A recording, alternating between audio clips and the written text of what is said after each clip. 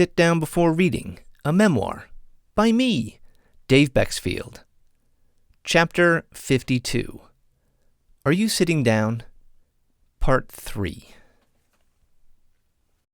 Dating back to 3000 BC, one of the first recognized military tactics deployed by early civilizations was the now classic siege. A siege occurs when an attacker encounters a city or fortress that cannot be easily taken by a quick assault and which refuses to surrender, explains Wikipedia. Sieges involve surrounding the target to block provision of supplies and reinforcement or escape of troops. By far, sieges are most associated with the Middle Ages and their imposing castles. With the relatively rudimentary weaponry of medieval times, castles made for nearly impenetrable fortresses. Defenders could effectively blunt most forms of attack, relying on thick stone walls and high perches to thwart and repel advances. But lengthy sieges routinely presented a unique problem that even the most battle-hardened and prepared fortresses struggled to overcome: access to food. Historically, sieges have been quite effective in warfare, as opponents wear down the opposition by slowly strangling access to desperately needed, increasingly dwindling resources. The consequences can be devastating, as more than 1 million Russians, mostly civilians, died of starvation in the infamous World War II siege of Leningrad by the Nazis. People ate everything from wallpaper paste to shoe leather to supplement their meager bread rations, and some even resorted to cannibalism. What do you think spirochetes, the microscopic corkscrew bacteria behind Lyme disease, need to survive? Where do they get their energy? It appears that this bacterium is unable to synthesize amino acids, nucleotides, fatty acids, or most other cellular building blocks, say researchers. The present metabolic studies determined that B. burgdorferi is capable of utilizing only a small number of different carbohydrates as energy sources. Specifically, sugars or glucose derived from carbs. This buffet of carbohydrates circulates in the blood like floating miniature boats at a tired sushi restaurant, and B. burgdorferi uses those nutrients to increase metabolism and rapidly replicate. Marauding spirochetes have overrun the traditional defenses of immune systems and established residence in the body, rendering their myriad tactics to repel and evict the raiders moot. They appear to have taken over the castle with no plans to relinquish their conquest, setting up a stout defense. Except, in an unexpected twist, these drugs and diets that reduce blood sugar are all effectively laying siege, denying the bacteria critical food rations. The shape-shifting, stealthy bacteria with the indestructibility of the T-1000 Terminator has a weakness. There's another unexpected wrinkle. Our body's immune system already uses a form of siege warfare to eliminate unwanted intruders. Iron is an essential trace element for humans and other vertebrate hosts, as well as for their microbial invaders, explains UCLA professor Thomas Gantz, Ph.D., M.D., in a 2010 paper. Within hours of infection in humans and other vertebrates, concentrations of iron in extracellular fluid and plasma dramatically decrease, a process called hypophoremia, which starves interlopers of the essential nutrient. As a defense mechanism, our bodies become temporarily anemic. But Lyme is different. really different. Our body's ingenious iron curtain defense is powerless against B. burgdorferi. The bacterium that causes Lyme disease substitutes manganese for iron in its diet, found a study conducted by Johns Hopkins University Bloomberg School of Public Health. The pathogen is the first known organism to live without iron. Instead, researchers discovered that to cause disease, Borrelia burgdorferi requires unusually high levels of manganese, a stunning development. The manganese mechanism may be a chink in the bacterium's armor that humans can exploit, said Hopkins's study researcher Valerie Culotta. Dr. Culotta was righter than she could have possibly imagined, as some of us humans already are exploiting that weakness by accident. While manganese is an essential nutritional element for human diets, absorption of manganese from a meal decreases as the meal's iron content increases. What kind of meals are rich in iron? Those laden with meat, fish, poultry, and eggs, protein cornerstones of ketogenic and fasting diets. And then there's this head smacker that just plunked into my lap. Your gender affects how well your body absorbs and retains manganese. Men generally absorb less manganese than women, which may be related to the fact that men usually have higher iron stores than women, reports an overview of the element by Oregon State University. Iron deficiency has also been shown to increase the risk of manganese accumulation in the brain. Now, everything crystallizes. Castles, armor, sieges, starvation, all of it. It appears I've stumbled upon yet another hallelujah booyah, HB. But I'm afraid this HB might be an even bigger bombshell than anticipated. To understand the level of excitement coursing through my body, imagine if I could run.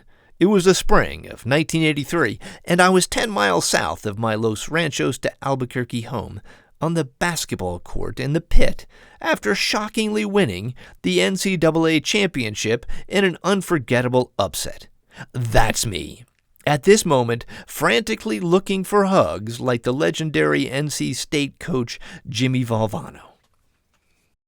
According to the U.S. Department of Health and Human Services, women are more likely than men to have an iron deficiency because they lose blood during menstruation, while pregnancy and childbirth can also cause iron deficiency, leading to the agency's concern with females between the ages of 12 to 49. New research published in JAMA is confirming and terrifying. More than a third of young women in the United States, nearly 39% of those ages 12 to 21, have an iron deficiency. What ominously pairs with chronically low iron? Patients with chronic inflammatory disorders, autoimmune diseases, and infections often present with anemia, namely anemia of inflammation, AI, reports a 2023 research article. AI is a very frequent clinical condition affecting globally more than 1 billion people with chronic inflammatory disorders such as chronic kidney disease, heart failure, and inflammatory bowel disease. Our bodies are desperately trying to fight off these bacterial invaders the best way they know how, cutting off supplies of iron. But when it comes to Borrelia burgdorferi, it's as effective as restricting the amount of salad a hungry T-Rex can eat. In fact, it's making matters worse. Less iron translates into more manganese. The mineral Lyme spirochetes require to survive. To understand what this means to your health, manganese is first absorbed in the small intestine before it is shuttled off to other areas of the body. Most of the mineral is stored in bone, with smaller amounts in the liver, brain, kidneys, and pancreas. It's all making sense.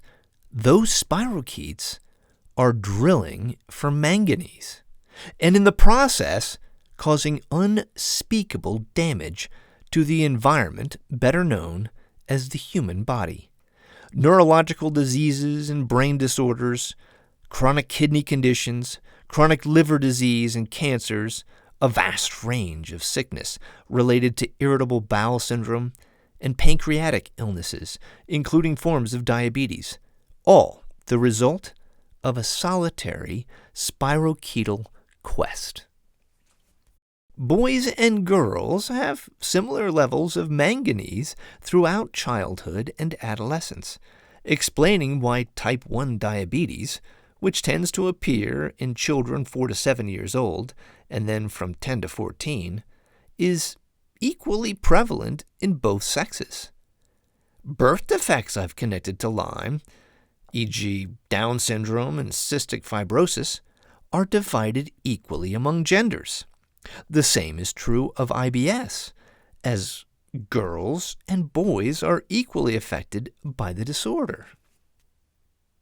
But once women begin menstruating, their reserves of manganese become far more robust than those of men, and spirochetes can hardly wait, munching on manganese before it even leaves the intestines to storage centers. In the past couple of years, a TikTok trend has emerged in which women share what it's like living with chronic stomach issues, including irritable bowel syndrome, IBS, a condition that affects the stomach and intestine and can cause cramping, abdominal pain, bloating, diarrhea, and constipation, reports Fortune magazine. These women are raising awareness. Hashtag HotGirlsWithIBS has over 112 million views on TikTok, while also normalizing the health issue. How cute, how quaint, say gaslighting medical providers who are seeing a pattern of more and younger people wanting to deal with their gastrointestinal distress. Yet doctors suspect anxiety related to increased isolation during the pandemic is playing a big role in the increase in visits, reports an August 2024 article from the Associated Press. Silly girls. And then those girls grow up to be women. And guess what's waiting in adulthood? Women are up to 10 times more likely to have autoimmune liver disease than men.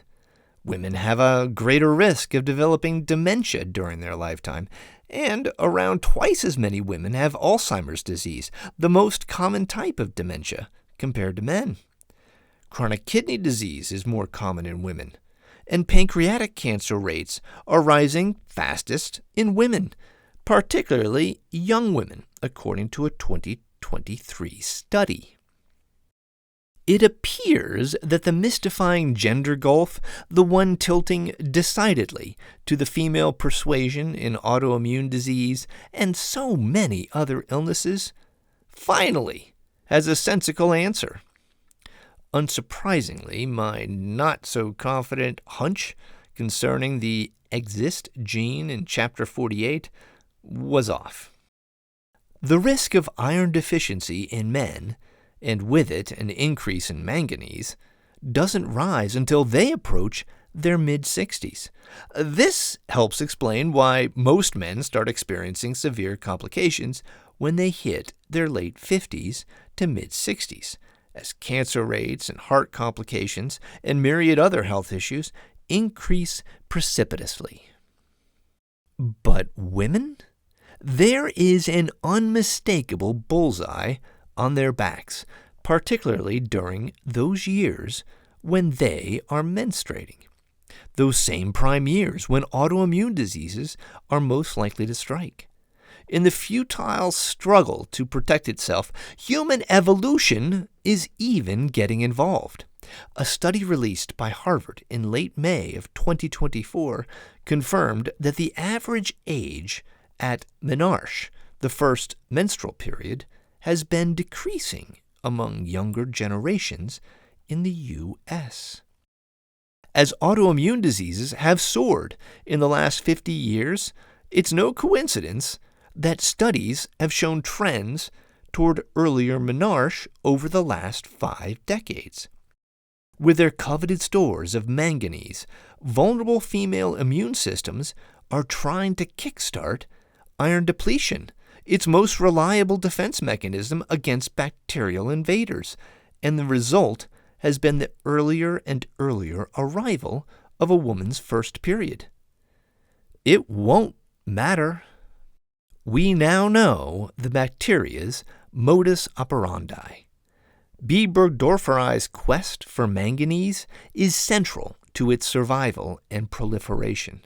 And to achieve this goal, Lyme spirochetes have adopted a relentless drill baby drill approach to access reservoirs of the trace element in their hosts. In response, the body fruitlessly tries to restrict the bacteria's access to the wrong trace element, iron. The result? Unfathomable carnage of human health. No, it couldn't be that easy. For all this to be true, scientists would have to witness low iron levels in all the conditions I've linked to Lyme. Anemia of chronic disease happens when you have an autoimmune disease or other illness lasts longer than 3 months, and that causes inflammation, says the Cleveland Clinic, listing some of the conditions that may cause anemia. Cancer, chronic kidney disease, heart failure, autoimmune diseases, including rheumatoid arthritis, lupus, vasculitis, sarcoidosis, inflammatory bowel disease, and irritable bowel syndrome. What about mental disorders? Research suggests a connection between low iron levels and symptoms of depression, anxiety, and schizophrenia. It's bad. Anemia relates to a 34% increase in dementia risk and 41% for Alzheimer's disease, found another study. The prevalence of dementia is expected to increase 3-fold over the next 3 decades, with the largest increases predicted in the countries where the prevalence of anemia is highest. Researchers, though, are puzzled. Little is known about the relationship between iron deficiency and autoimmune disease, says a 2019 study by Taiwanese scientists, which found a meaningful association between iron deficiency anemia, IDA, and later autoimmune disease development. After analyzing the data, clear trends emerged. Among patients with IDA, female patients and patients with the simultaneous chronic diseases of allergic rhinitis, urticaria, cancer, chronic obstructive pulmonary disease, COPD, hyperlipidemia, or hypertension, had a significantly higher risk of autoimmune disease. The risk of autoimmune disease was considerably higher within the 2 years after an IDA diagnosis. Our last hurdle involves long COVID. Sure enough, new research has shown that people with long COVID may have a higher risk of low iron levels. University of Cambridge researchers discovered that people who developed long COVID had more problems regulating iron levels, which was noticeable as soon as 2 weeks after they had COVID-19. Of course, we now know that as iron levels drop, manganese levels rise, to the overjoyed glee of Lyme spirochetes. I got a feeling it looks something like an unmoored sea of ecstatic minions preparing to party like there's no tomorrow.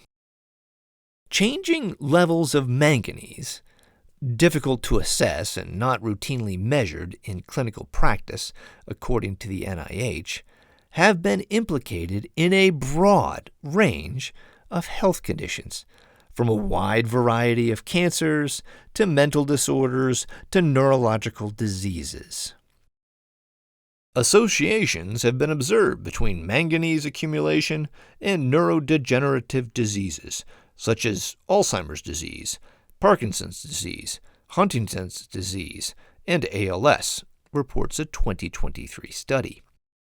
It's also been connected with susceptibility to neurodegenerative diseases, fertility, and infectious diseases, including metabolic diseases such as type 2 diabetes, osteoporosis, obesity, atherosclerosis, and non-alcoholic fatty liver disease. Obesity? Does Lyme have its claws in our never-ending fight against weight gain? That would mean being overweight has little to do with willpower and everything to do with an untreated disease. That would mean a full rewrite of our understanding of diet and nutrition. Science! Stop meddling with our biases. I hadn't investigated the connection between autoimmune disease and obesity. Obesity may be associated with an increased risk of several autoimmune diseases, such as asthma, hypothyroidism, psoriasis, rheumatoid arthritis, and type 1 diabetes, says one 2023 study. Compelling epidemiological evidence reveals a strong association between being overweight or obese and the risk of developing autoimmune diseases, says another from 2023. Emerging data identify a key role for chronic inflammation in mediating obesity-related disease states and reveal higher incidence of autoimmune disease development, says a third from 2022. And then there was a 2023 study that tied it all together: iron, glucose, fat metabolism, and obesity. Researchers have known about the iron-obesity link for more than 50 years, dating back to the 1960s. Children and adolescents with overweight and obesity are twice as likely to be iron deficient, with prevalence of iron deficiency increasing with body mass index, BMI. Pregnant women with obesity have impaired iron absorption in late pregnancy, and their offspring have reduced iron stores aged 6 months. Adults with obesity are also at higher risk for iron deficiency. These inflamed bodies are frantically trying to fight off infection by cutting off iron. No wonder the newest diet drugs are having such a dramatic effect in the overweight community. Many of these patients have Lyme disease. They're sick, and they are finally getting appropriate treatment. It also looks like we can put a fork in the Battle of the Bulge diet wars, which will almost certainly earn me prized real estate on the dartboards of diet influencers worldwide. This could easily be the topic of an entire volume of books, but from my perch, our diets, basically the whole lot of them, from paleo to Mediterranean to anti-inflammatory, are all limiting carbohydrates in one way or another, slowing down Lyme disease with varying degrees of success. The most effective diets simply restrict the most carbs, the most popular being the easiest to follow. That's it. Given the ubiquity of Lyme in society, it makes total and complete sense that the rise in overweight and obesity has paralleled the increase in the incidence of immune-mediated inflammatory diseases, according to a 2023 Lancet study. Even so, nutritionists and dietitians naturally flinch at diets that are clogged with fat like ketogenic diets, as do researchers. When faced with a clear paradox, despite the fact that the high-fat Arctic diet may sound like a heart attack waiting to happen, the Inuit tend to have low rates of heart disease and diabetes. It's a struggle to comprehend what is happening. I've shown that "it must be the genes" knee-jerk reasoning is not merely deeply flawed, it's just wrong. Like so many other medical theories I've dismantled in this memoir. It's convenient to blame the Western diet for our ills, the endless buckets of deep-fried shrimp, at least before Red Lobster's bankruptcy, and slabs of death-by-chocolate cake, yet an ironclad connection has been as elusive as the Loch Ness Monster. For good reason, neither exists. Sorry, Nessie fans.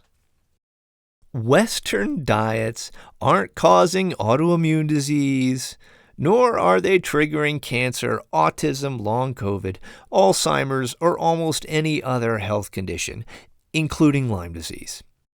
But like dry timber in a parched forest, those carb-laden diets are largely responsible for fueling the relatively recent worldwide crush of illness, not starting the fire. So, partial credit? But what about eating our fruits and veggies, cutting back on salt, upping our fiber intake, and limiting sugars and alcohol? What about following federally recommended dietary guidelines? The foods and beverages that people consume have a profound impact on their health.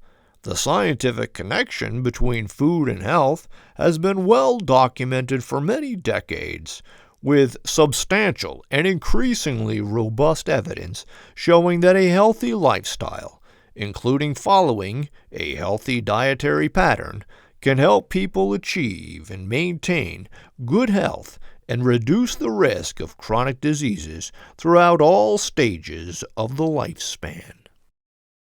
Common sense, eminently logical, a nutritional slam dunk. We also need to eat clean and avoid heavily processed and genetically modified foods, right? After all, you are what you eat is what we've been told repeatedly. Just one wee tiny problem. By now, I expect scientists are in agreement that they don't like it when I find wee tiny problems in their research. None of the sweeping claims about nutrition are exactly backed by science. Well-documented and increasingly robust evidence isn't as supportive as you think. Nutritional theories, such as red meat causes cancer, are, quote, based almost entirely on a type of research method called nutrition epidemiology, which is just untested theories, essentially guesswork, said Harvard-educated nutrition specialist Dr. Georgia Eddy in an interview. That's one reason coffee is good for you one week and then practically rat poison another. The same is true of diets. Without a clear medical reason to do so, eliminating fat, dairy, or gluten from a diet has such weak empirical support that doctors have started pushing back, even against the recommendations of behemoths like the American Heart Association. In a near 10-year-old piece from the New York Times, How the Sugar Industry Shifted the Blame to Fat, the opening sentence spells out what happened. The sugar industry paid scientists in the 1960s to play down the link between sugar and heart disease and promote saturated fat as the culprit instead, newly released historical documents show. 3 Harvard scientists got $50,000 each from a sugar trade group to get a journal article published in the New England Journal of Medicine that would minimize the link between sugar and heart health and cast aspersions on the role of saturated fat. A year after that NYT piece, in 2017, the book The Case Against Sugar hit bookshelves. Bad science and the processed food industry have colluded to make fat public enemy number one, all the while neglecting carbohydrates, especially the highly processed and easily digested kind, reads the NYT review of Gary Taub's investigative work.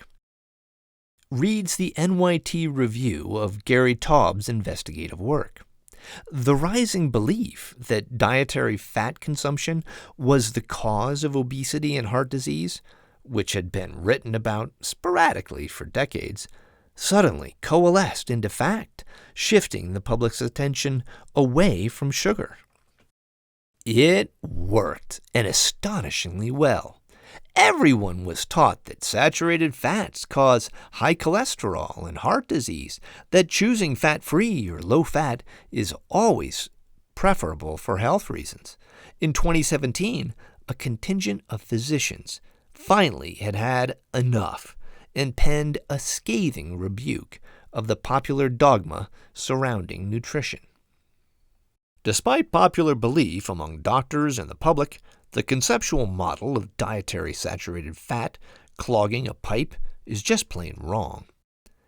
A landmark systematic review and meta-analysis of observational studies showed no association between saturated fat and consumption, and 1. All-cause mortality, 2.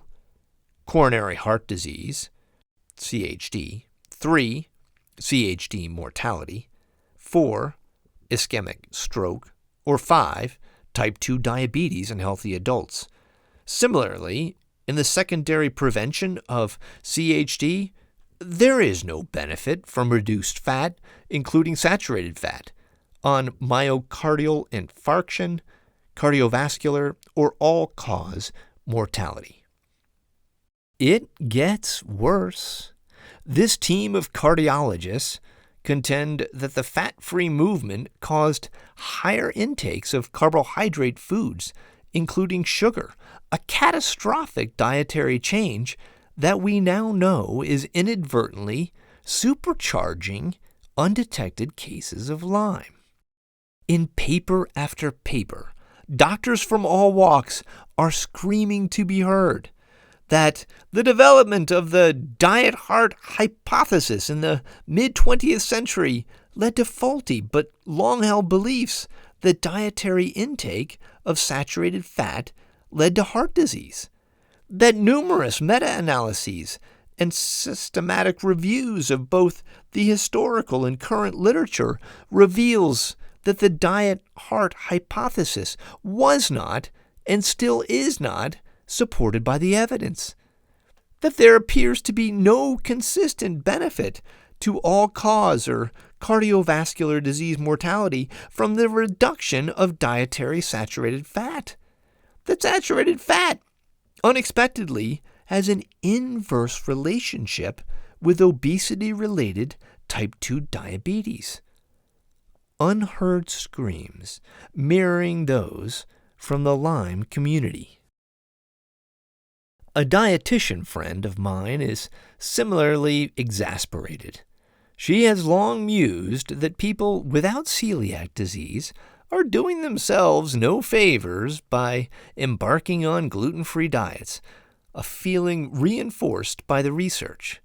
And for the life of her, anti-inflammatory diets make little sense because nutrition doesn't work that way, despite the unsupported advice from leading centers like Johns Hopkins and Harvard, which warn us that many of the major diseases that plague us, including cancer, heart disease, diabetes, arthritis, depression, and Alzheimer's, have been linked to chronic inflammation. And they know this how? Many experimental studies have shown that components of food or beverages may have anti-inflammatory effects, said Dr. Frank Hugh, professor of nutrition and epidemiology in the Department of Nutrition at the Harvard School of Public Health. All right. Pause. Deep breaths maintain composure. So, quote, components of diet, quote, may tamp down chronic inflammation. Geez, evidence-based nutrition is fuzzy and frustrating. Shades of gray are the rule, and everyone in the field knows it. So let's make it black and white. What the hell do you think is causing chronic inflammation? Cytokine storms and the endless revolt of our bodies as if they were under repeated attack. What matters most about what you consume is one single factor: whether you have Lyme disease, particularly active Lyme disease. Sacrilege! The U.S. government says that diet-related chronic diseases, such as cardiovascular disease, type 2 diabetes, obesity, and some types of cancer, are very prevalent among Americans and pose a major public health problem, and that more than half of adults have one or more diet-related chronic diseases. Diet-related chronic diseases is a euphemism for Lyme disease, just as autoimmune diseases are cases of misdiagnosed variations of Lyme disease. Diet matters tremendously if you are infected with B. burgdorferi spirochetes, and shockingly, not as much as you'd think if you aren't. The proof lies, as always, in the science. Consider Japan and their cuisine, and contrast it with nations that feast on staples of the Western diet. Japanese are generally thin, have some of the longest life expectancies in the world, and have low rates of heart disease, cancers, and autoimmune disorders. The country is even worlds apart on mortality rates from COVID. The connection would appear to be crystal clear. Wherever you see obesity, disease, and sickness follow, suggesting that the secret sauce to their good health is diet. Yet every competent scientist knows that correlation does not imply causation. And the Japanese diet isn't profoundly healthier than others. As delicious as it is, Japanese food has plenty of carbohydrates and fats that can easily scare away the health-conscious types. What the heck? Once again, answers await in the anomalies. Since the days of Aristotle and Plato, we have been seeking meaning about the aging process, the philosophers in agreement that they do not appreciate old age in general, and that it denigrates not only physical conditions, but also intellectual capacity of the soul. But not always, which has piqued the curiosity of scientists. For a little over a decade, scientists have been studying a subset of people they call superagers, reports a recent article in the New York Times. These individuals are age 80 and up, but they have the memory ability of a person 20 to 30 years younger. Instead of focusing on common health issues of old age, such as dementia, researchers took a different approach with this somewhat rare group. What is their secret to living long and healthy lives? The June 2024 study out of Spain the Times referenced pointed to less brain atrophy and minimal signs of Alzheimer's compared to others the same age, supporting past research. But substantial differences between the lifestyles of superagers and normals were hard to tease out, really head-scratchingly hard. They didn't exercise more, researchers told the paper. There were no differences between the groups in terms of their diets, the amount of sleep they got, their professional backgrounds, or their alcohol and tobacco use. A similar study on superagers out of Chicago found the same thing. Some exercised regularly, but some never had. Some stuck to a Mediterranean diet. Others subsisted off TV dinners and a few of them still smoke cigarettes. If it's not diet or exercise driving better health, what could it be? Superagers probably have some sort of lucky predisposition or some resistance mechanism in the brain that's on the molecular level that we don't understand yet, possibly related to their genes, posited researchers. Or not. Look closer. Those superagers also boasted some slightly better health markers. Markers easy to brush off as TMI. Sure, they unsurprisingly performed a bit better on mobility tests, but they also showed lower prevalence of hypertension and glucose disorders than typical older adults. High blood pressure, a widespread problem that is thought to be a byproduct of poor lifestyle choices, eating unhealthily, not exercising enough, too much stress, and glucose, aka high-octane spirochete fuel. This select group of superagers shares a single common bond, and it's not exercising daily or squeezing out maximum nutrients from heart-healthy meals. They all appear to be Lyme-free, a conclusion that scientists have been tantalizingly close to realizing for years. Our Colombian expert, Dr. Juan Manuel Anaya, who originally reported on the too similar to be a coincidence likeness between autoimmune diseases in 2010, the autoimmune tautology referenced in Chapter 48, observed a similar strange paradox in his latest 2024 research. Autoimmune diseases, ADs, are one of the groups of chronic illnesses that impose a significant burden of disease and health costs worldwide. Age is a crucial risk factor for the onset of ADs. Theoretically, it is inferred that with organic and immune system aging, the loss of immune tolerance and specificity of immune activity becomes more intense. The probability of autoimmunity is increasing. However, there is a group of individuals whose prevalence of ADs is very low or non-existent despite the biological aging. Centenarians. If you manage to live to see 100 candles on your birthday cake, surely some squeaked into the triple digits, stringing along an autoimmune disease or two. But no, Anaya and his team of researchers discovered, there was a distinct absence of ADs in centenarians, a finding that defies statistical odds. Curious cases of seemingly defying long odds have been a recurring theme of this memoir. Really? Good health in old age relies chiefly on the absence of active Lyme disease?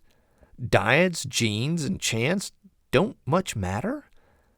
Our fourth shards tenet reminds us that reliable research repeats, so we should see evidence of this health paradox in other studies.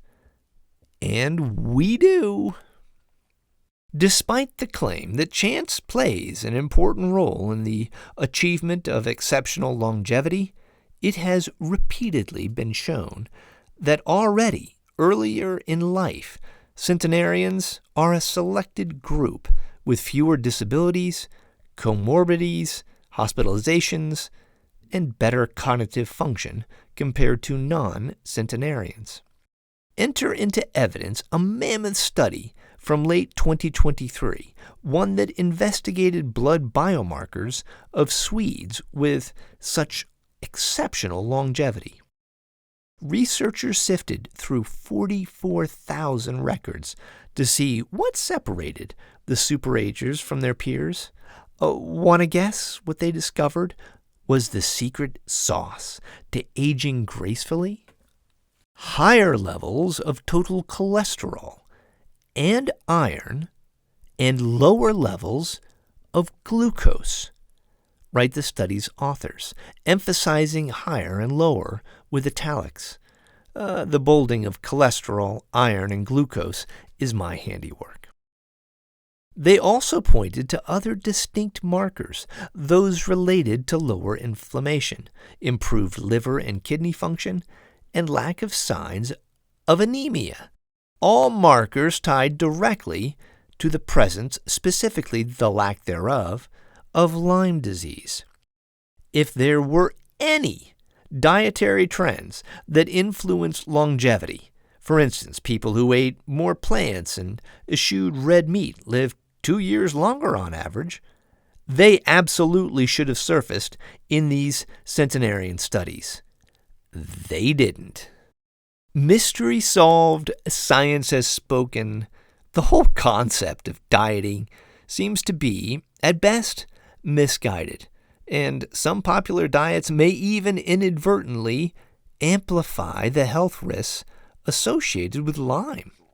Counterintuitively, while generally quite healthy in many respects, veganism has been associated with adverse health outcomes, namely nervous, skeletal, and immune system impairments, hematological disorders, as well as mental health problems, reported a 2023 study, all symptoms that scream of Lyme's involvement. And now we have a good idea as to why that may be. Vegetarians have a high prevalence of depleted iron stores, reports another study. A higher proportion of vegetarians compared to non-vegetarians had iron deficiency anemia. This is especially true for premenopausal vegetarian women. Vegetarian and vegan diets are unquestionably great for Mother Earth and fabulous for animals, but without proper iron supplementation could provide spirochetes with a coveted manganese feast. If you are still struggling to wrap your head around this upending of nutrition, and I imagine a great many of you are, let's try using our box-out technique introduced 2 chapters ago to help it make sense. The 3 distinct groups referenced above all have experienced uncommonly low rates of disease. The Inuit before 1950, centenarians, and the Japanese. That means all 3, theoretically, possess the answer to good health. And that answer is genetics! Except no. In 2018, scientists analyzed over 54 million records on Ancestry.com to find the genetic secret to longevity and came away shocked. The heritability of lifespan, a hot research topic for decades, is considerably less than widely thought. The heritability of lifespan, a hot research topic for decades, is considerably less than widely thought.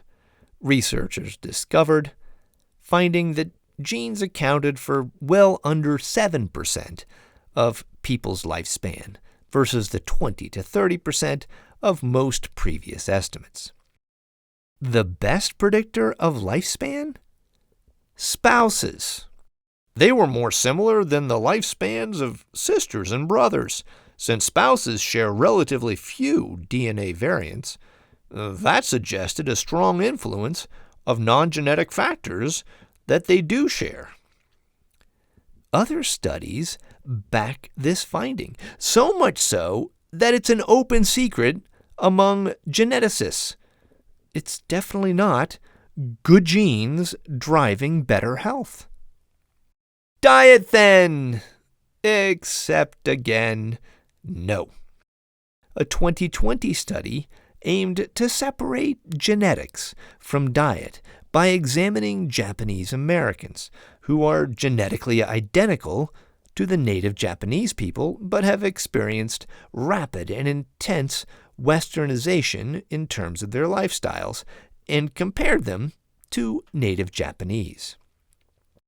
It wasn't pretty. The authors concluded that native Japanese people must continue the Japanese lifestyle, and that Japanese Americans should adopt the Japanese lifestyle as a preventative measure against the onset of metabolic and atherosclerotic diseases. Makes sense, but our three disparate disease-like groups all indulge in not-so-pristine diets. The Inuit, high fat and protein, few carbohydrates, and a dearth of fresh fruits and vegetables. The Japanese, high carb and plenty of fats. Centenarians, a grab bag of fun that may or may not include TV dinners on your lap in front of the tube while watching Matlock reruns. None are particularly healthy on paper, yet collectively this group has astonishingly low rates of heart disease, cancer, and other maladies despite seemingly self-destructive food choices. It's definitely not the end result of a, quote, healthy diet. Avoiding modern toxins. Maybe? Except, nah. Sure, the Inuit in the early 1900s didn't have to worry about forever chemicals and myriad other newly developed carcinogens, but centenarians have been microwaving their food in plastic leftover containers for more than 40 years, and the Japanese have more cell phones than people. Not that cell phones cause brain cancer or any other health issue that we know of, but Japan has near equal exposure to modern ick that Americans have, and they are far healthier. It's definitely not deft toxin avoidance. So, luck? Statistical burps? That's what we are left with, the scientific equivalent of fat chance. I suppose one could make that case for reaching the ripe age of 100, but to attribute the luck of the Irish to an entire island nation in the Pacific with 167 million residents seems like a statistical improbability of the highest order. It's not simply good fortune. What does this all mean? I'm going to try to relay the consequences with the most subdued amount of giddiness that I can muster. Get rid of your Lyme disease, and the science appears to imply that you may be able to eat or drink pretty much whatever the hell you want, in moderation. That's utter insanity! Your brain is barking as kids worldwide celebrate any reason to not eat Brussels sprouts. How could nutrition science be in such conflict then? Upon closer inspection, it's not, and the research is still valid. Most diet studies are infected with patients who have been literally infected with Lyme, which in turn drives our nutritional guidelines. The problem isn't so much with faulty science or incompetent scientists, it's faulty data. Our food pyramids are made of malleable sandstone, as evidence suggests that the secret key to good health is jettisoning those unwanted, spiral-shaped bacterial deviants. Yahoo! But about that getting rid of Lyme stuff. I've got the worst kind of news, sobering news. Until new spirochete-busting medications are developed, trialed, and released, a process that will take time, likely multiple years, even at Operation Warp Speed levels, most known efforts to rid your body of entrenched spirochetes are doomed to fail. This is a good time to remind scientists of what Chinese general, strategist, and philosopher Sun Tzu advised in his opus, The Art of War. If you know the enemy and know yourself, you need not fear the result of 100 battles. If you know yourself, but not the enemy, for every victory gained, you will also suffer a defeat. If you know neither the enemy nor yourself, you will succumb in every battle. How can it be that a masterful collective of scientists can develop a pandemic-busting vaccine in record speed to save humanity, yet for years, decades, even centuries, generations of brilliant scientists have been in a frustrating stalemate with countless other health conditions and chronic illnesses, a history checkered with few cures and underwhelming treatments? Goose eggs in the autoimmune disease arena, thought to number over 100 maladies. Diddly in the realm of chronic disease, too many to list. Jack squat in the suffocating theater of mental illness, from dementia to bipolar disorder to autism. Cures in the cancer department restricted to a meager handful. It makes no sense, violating the first rule of shards. Are scientists of today and yesteryear a contingent of overeducated, incompetent dunderheads, barely equipped with the number of brain cells necessary to properly button up a white coat? Or do they just not know the enemy? The few types of cancers that they do have on the run, cervical cancer, lung cancer, and stomach cancer, for example, have known causes in many cases: human papillomavirus, cigarette smoking, and the spirochete Helicobacter pylori, respectively. When scientists know the enemy, from COVID to HIV, it's game over, as Sue predicted. But when the enemy is unknown, treatments flip from curative to symptom management and cross fingers, a mixed bag of victories and defeats. The war these scientists think they have been fighting is 100% unwinnable. There will never, ever be a single cure for an autoimmune disease. Same with most cases of mental illness. Long COVID will persist longer, as in forever.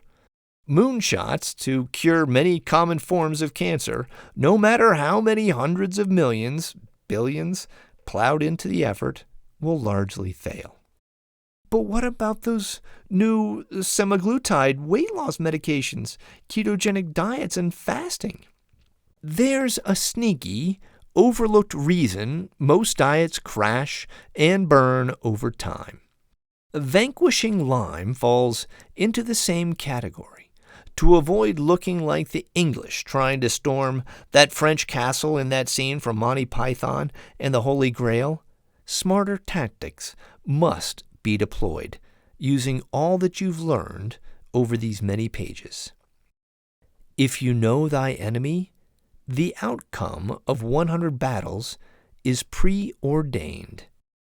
It's time to be fearless.